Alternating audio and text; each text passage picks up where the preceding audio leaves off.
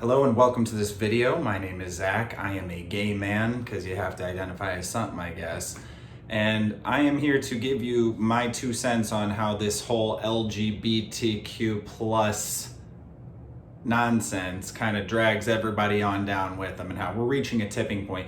We've been at a tipping point. I reached a personal tipping point of needing to speak out more, needing to say more, but the reality is it has always kind of been live and let adults do what adults are gonna do. Once we started going after and getting the children involved, whether it's just to get the money from it or because people have a more sinister goal here. I don't know what I'm willing to say in terms of that, but I mean, I think that it's fairly obvious what kind of person is looking to tip children for being provocative for them. That question is not something that, takes a lot of consideration. Like, I think you should be able to answer that pretty easily. I will say, I am someone who I worked in the adult nightlife scene. That sounded like I did porn, not the case, but I was a go-go dancer, and admittedly, there is not that much difference between being what you see on TV, a stripper, and a go-go dancer. There's not that much difference depending on where you're dancing. So I'm not coming from a place of being like puritanical and oh my goodness, sexuality should not be expressed. I'm coming from a place of I get what this looks like amongst consenting adults. I also get what it looks like among people who are younger, even 21, people who also, a lot of people start going to bars and clubs when they're closer, like 19 and 20. And so some places I had dancers that were like 19, and you watch people kind of go through their first years of drinking and figuring themselves out and social acceptance and like how to recover from foibles when you did stuff when you were drinking for the first time. So there's a lot that I understand behind the scenes. So I currently am not working in that field. I've been out of that since COVID, so a couple of years now.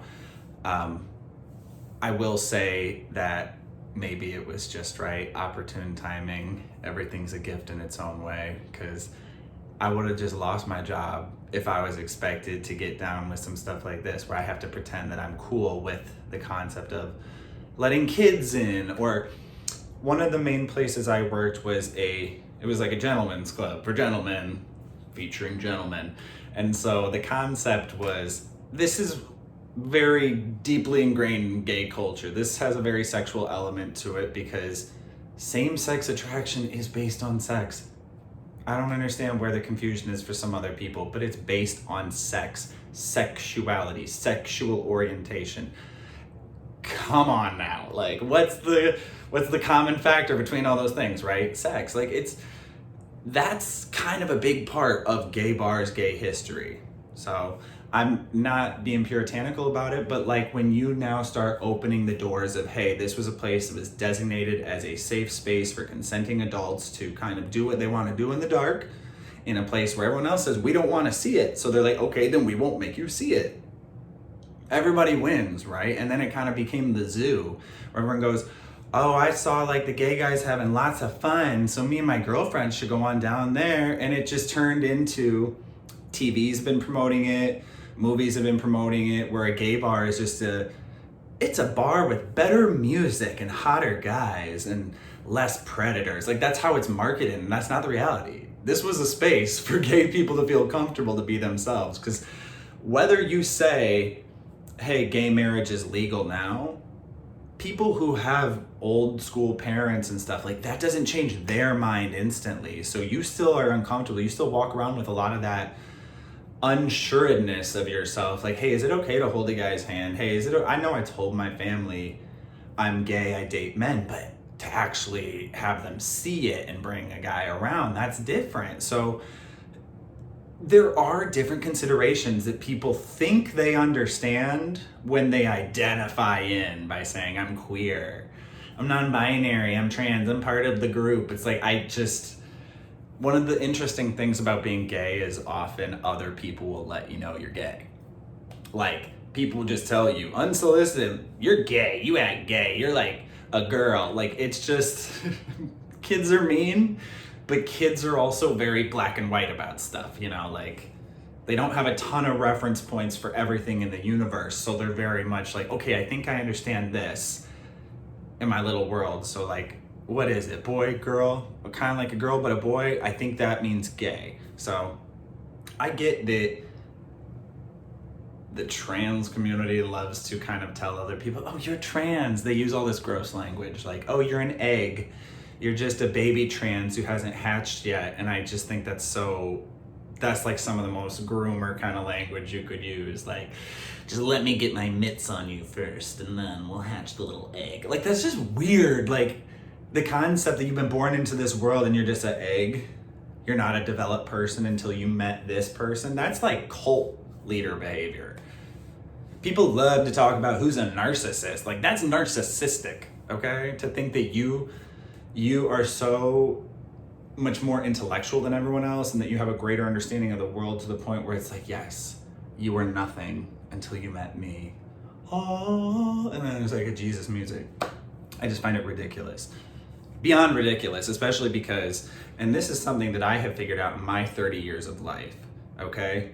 Take note of this because you'll see it once I tell you, but oftentimes in life, an inferiority complex comes off as a superiority complex, okay? So someone who comes off very boisterous, very self-important, very like, I know how interesting I am and you need to hear it. That's usually someone who they don't know that they're interesting. They're worried that you might not find them interesting. Like that is something that preoccupies them. So don't take it at face value. Kind of read between the lines and like, how did your brain arrive at that in order to introduce it to conversation? Clearly, you had thought processes and patterns that were kind of leading you towards a topic you wanted to talk about, whether it's conscious or subconscious. So be aware. People tell you about themselves in different ways, and it's not all about what they say. It's about how they say it. It's about the context. It's about who they say it in front of. It's about if they're willing to throw it in front of your face. I'm getting off track with that, but I want to get back to the topic that really ignited me into wanting to talk, and it is drag shows that have kids in them. Shame on the parents. Shame on the parents. These kids did not walk into bars by themselves. They didn't. Those poor kids. And I want to emphasize this. Those poor children. I care about kids in the community way that I think is appropriate for a man who has no kids of his own, who maybe will have kids one day, but who is also like, because of the world we live in as a man, like, I can't say anything to a kid. I can't talk to your kid. I can't tell your kid, watch out, a car's coming. Like, because the way that people look at a man who talks to a kid is crazy. Oh my God, like, I'm just telling you, like, that's kind of the world that we live in. I don't know if it's the mom thinks I'm judging their parenting, but the look on the face you get a lot of time. I walk my dog a lot and people ask like, hey, can I pet your dog? And as like a man in the community, I don't know if the kids who are talking, they have a man in their life, if they have positive male role models. So like maybe I am more of an impact on their day than they are on mine, right? So I make sure to try to set a good example. I make sure to tell them, I'm like, yeah, no, like make sure you ask before you ever approach a dog. Like, and a lot of the kids will ask. So then you want to reward that behavior and say, hey, that's smart that you asked. That's good. Like you want to instill proper confidence in people in an appropriate way, right? And then I push right along because I also don't want to look like a dude trying to look like I'm chatting kids up with my dog. Like, because that's the world we live in. You gotta be aware of yourself.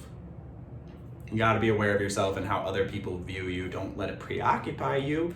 But if you have any form of empathy, you have to be able to see how other people might perceive you.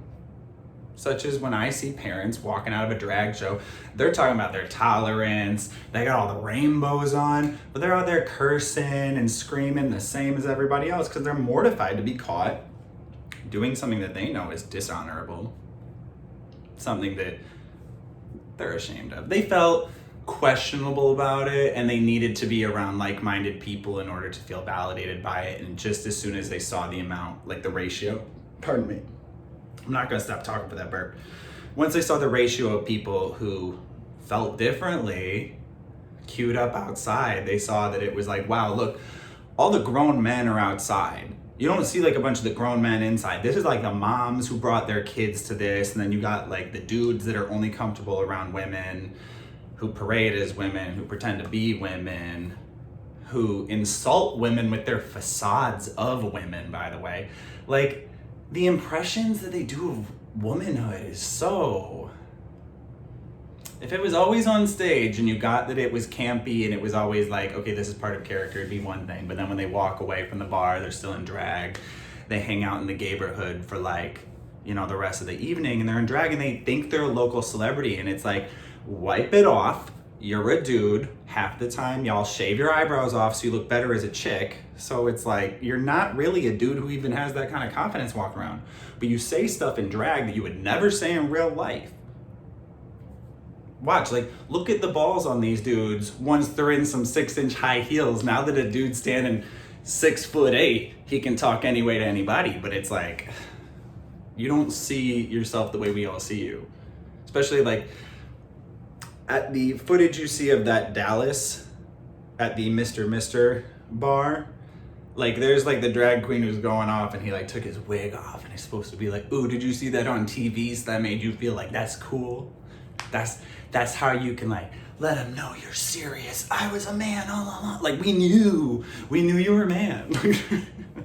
There was no reveal. We don't watch RuPaul's Drag Race. People don't think it's interesting to take a wig off and have a wig under it. Like, ooh la la. Like, been there, seen that, didn't care, didn't find it fascinating. It's not going to be interesting on this little micro scale. So kudos to you for trying to act tough like a dude while looking like a guy who wants to look like a woman. When you use couch cushion stuffing, which is like, I'm sure they use something a little more sophisticated these days, but that's like the classic thing they used to use for drag queens, was you'd stuff all the little pantyhose and whatever with like your couch cushion stuff, and you'd have these big weird fake butts, and that's what they do, and it just looks so absurd and weird. And then it's like, why are you sexualizing me? It's like, why did you take the female form and reduce it to ba-bam, ba-bam, ba-bam? Like, and it's just, it looks weird on a guy. Your pelvic tilt is different, especially once you're in high heels and now you're like pronounced. It's just like the lack of self-awareness.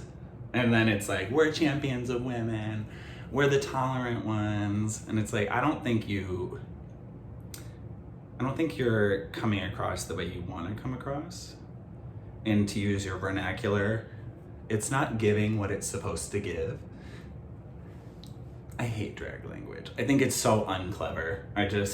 You hear it, it's like, period. It's that. It's the equivalent of that, where I'm like, I judge you now. You felt the need to contribute so little to conversation, but you wanted to do it so loudly. Period. Like, shut up. If it was final, let it be final. Let the point speak for itself. You don't have to put a period on it. Period is implied. Okay? As a gay guy. Yes! Is almost never needed. And it's almost never sincere. Have you noticed the people who get the most yeses are the people who, like, they're not doing so hot. Like, really hot dudes don't get a lot of yes, because they get a lot of envy instead. Like, yes is reserved for people you pity. That's a whole other issue. I want to kind of wrap up my thought here. The concept, I kind of gave you my reference point for when I danced. And I mean, I always felt a little weird, like even dancing for like girls, because it's like the energy I'm giving off is different.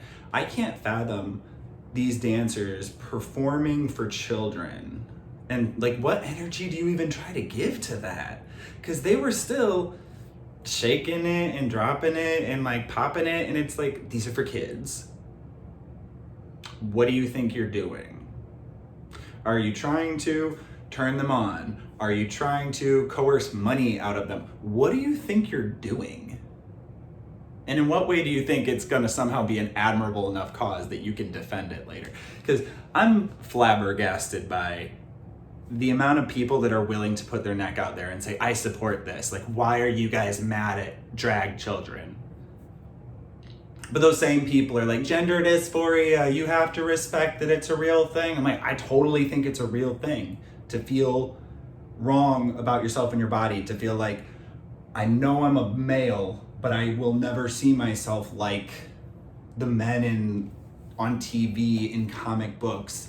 I grew up on the WWE, so when you see those big steroid monsters, you get it, where you're like, I don't look like that.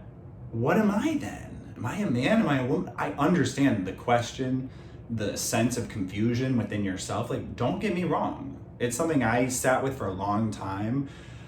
I never let other people convince me otherwise, but it was something I had to consider. I had to ask myself the questions. Why was your imaginary friend female? Like, those type of things. But at the end of the day, no one can take my balls away. I got a Y chromosome, proud of it, love it, pretty cool. Got secondary sex characteristics of a man. I don't care that people are out here taking testosterone to get these. I didn't choose these. They just happen. They're part of life, you know? Smells, all that stuff, like male puberty. You can't pretend to have it. It just... You can't pretend to go through it with the other guys either. You can't pretend to like fake the funk in that way. You can't go back in time retroactively and pretend you fake the funk. Like, that's just so crazy to me. So much of it's crazy. So little has made sense ever since T and Q got lumped on. The fact that T used to stand more for transvestitism.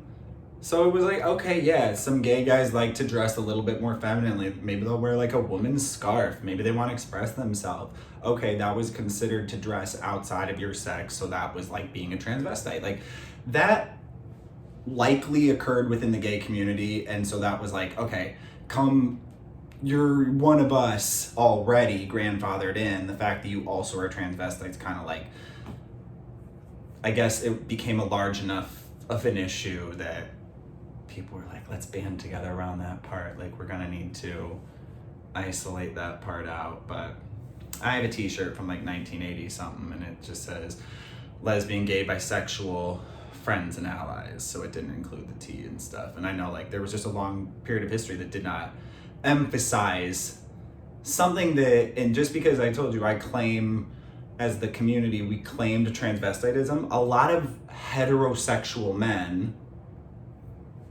notice where I'm going, a lot of heterosexual men engage in transvestitism, and it doesn't make them gay, because their sex partners that they desire are still women. They want the approval from women of how they look in women's clothing and all that. I don't get the psychology, but it's with female sex partners, so it's heterosexual in that regard. People want to call it queer for that reason. I'm like, just let it be. It's observably, it's transvestitism.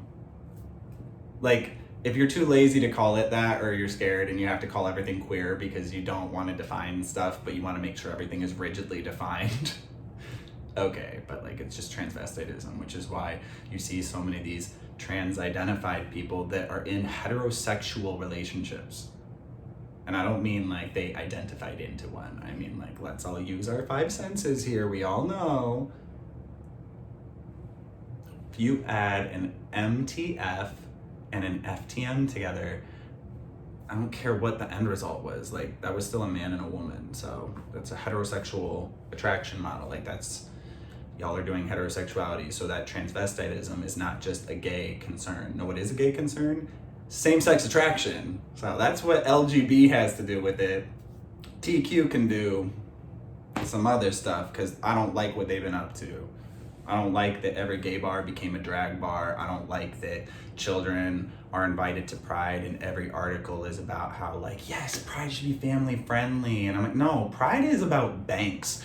Pride is about Target. Pride is about all these corporations now. Like, Pride reached its tipping point and it is back to being a deadly sin. It was like, hey, stop, with having your head down. You need to say like, hey, I'm a man, having positive self-esteem will make me contribute more to the world around me. This whole feeling bad about myself, it's not going to help me, and it won't help me help others. So I need to figure out a way to take pride in myself and keep my head up. What it turned into is sad. It is actually like the deadly sin version where you have to wonder, like, what are you taking pride in? You're wearing a dog leash in public and being walked around. You sure you're proud of that? You sure you should be proud of that? Like, is that the most accomplished thing you should be bragging about? That's all I'm saying. No, I'm saying a lot more, and I got a lot more to say, but this video is going on. It's 20 minutes at this point, and I'm not fixing to edit this, so I'm just gonna keep it here. But I will tell you, I think I am starting to see more drag kid culture, and I'm gonna be speaking up a lot more because of that, because we're past the line. We're past the line where I can ignore it. We're past the line where anyone should be ignoring this. This is grooming, and we're all gonna go down with this shit because we got lumped in as LGBTQ+. And so every article about this lumps it as an LGBTQ+ issue. And I just can't be, I was gonna say I can't be bothered, but I get bothered. The bother comes to me. Here I am. I'm telling you, I don't like it. Don't call me queer. Don't call me slurs. Don't call children slurs. Don't get in the habit of doing that. Don't confuse kids. They have a very limited understanding of how things work. Like, try to have some perspective. Stop trying to tell me, like, oh, remember when you were a queer kid? Wouldn't you have wanted that? No, I was never a queer kid. Pardon again. And I wouldn't have wanted that. That would have made me wildly uncomfortable and felt so alienated from the rest of my family who went to church and who did things that were a part of, like, the school. And here I would just be trying to be a part of some adult nightlife underground scene. Like, that's gonna alienate you from your real family, the people who put in the groundwork to raise you, the people who care about you the most. Even if it doesn't feel like they do, I'm talking to you from 30, some of the stuff that my parents did really felt like at times, wow, that was harsh, that was rejection, how could you do that to me? And then in hindsight, I go, wow, niceness and kindness are different. Being nice is saying what people think they want to hear. Being kind is telling them what they need to hear.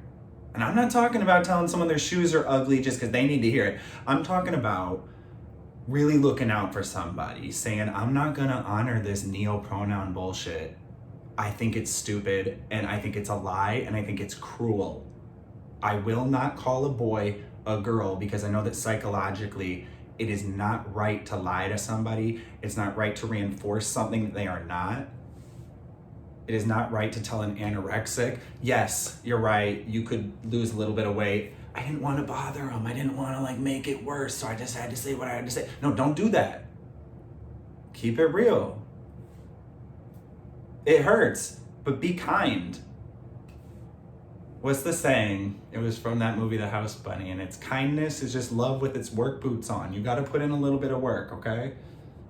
Don't go to child drag shows. Let your friends know that's not okay to do. Don't like their stuff. Don't congratulate. Don't wear pride stuff just for the sake of seeming cool. Like, if you're not gay, who cares? Like, you don't have to wear a rainbow. What are you being proud of? This thing that no one's expecting you to be proud. You don't have to go spend money on rainbow garbage from Target. Target's got a whole line of, like, protect trans children clothing. There are no trans children. That's a whole other video. Ooh, and I've got it in me right now, but let me digress because I haven't taken a breath in like 24 minutes. So thank you for listening. Hopefully something I said kind of echoes with you. If not, you've heard an opposing viewpoint today. Take it for what it's worth. You can kind of at least understand how the other side sees things, so you can maybe reinforce your viewpoint or you can come to logic. So thanks again, and I'll be back.